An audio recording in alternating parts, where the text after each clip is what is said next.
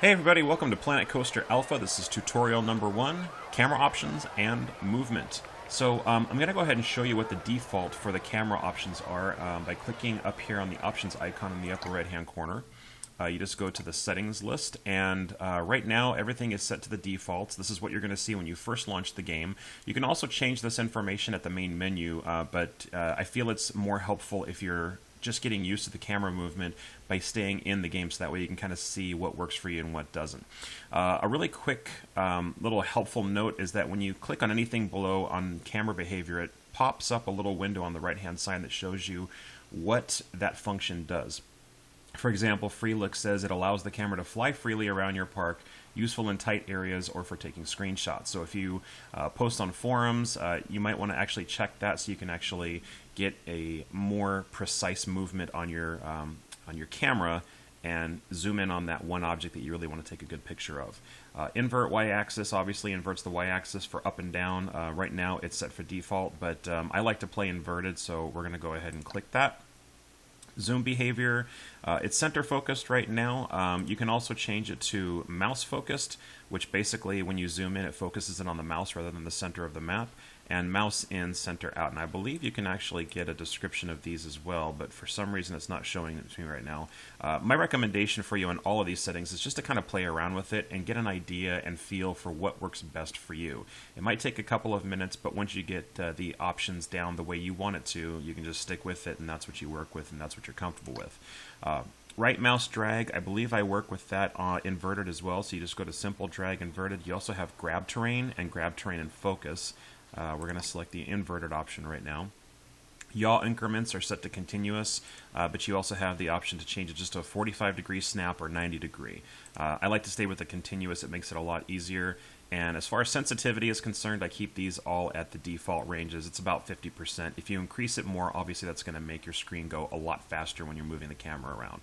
Once you're happy with your options, just go ahead and apply, or you can just hit OK and resume your game. Now you also have two different options as far as moving the camera around your park. You have the ASWD keys. A moves your camera left, D moves your camera right, W moves your camera forward, and S moves your camera back. These are very simple controls, similar to how it works in, say, first-person shooters, and I think even in other sim games as well. I don't really tend to use those very much. I tend to use my mouse options, or my mouse, a lot more than the keyboard. And to do that, I found the easiest way is mostly using the right mouse button. Click and hold the right mouse button, and that'll move you around the park, similar to how the ASWD keys work. Right moves right, left moves left, push forward, it moves forward, pull back, it moves back. Now again, this is with the options that I selected earlier. It's how I feel comfortable moving around my park. You guys might feel differently, so just, again, experiment, play around with it, and choose what works best for you. To rotate the camera, keep holding down the right mouse button and also hold down the left mouse button and rotate your mouse, and that actually rotates your camera in the direction that you're dragging it. So you can see it actually gives you a very wide range of rotation around your entire park. To zoom in and out, simply just scroll your mouse wheel up or down. If you scroll it down, it zooms out. And you guys can see that it gives you a very big range. This is a huge, huge map. And of course, scrolling up zooms in. Now that is the basic camera rotation, but you can also choose one other thing that I want to show you that's kind of cool.